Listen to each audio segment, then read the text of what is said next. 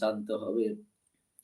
মদিনায় যখন হিজরত করে যাইতেছিলেন, মদিনার অলিতে গলিতে ছেলেমেয়েরা, মুরব্বিরা, যুবকেরা আনন্দে আত্মহারা হয়ে গিয়েছিল।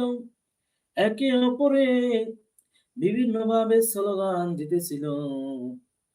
শিশুরা সুললিত কণ্ঠে বলতেছিল, তলাআল বাদরু আলাইনা মিন সানিয়াতিল ওয়াদা ওয়াজাবা শুকরু আলাইনা মাদাআ লিল্লাহি দা।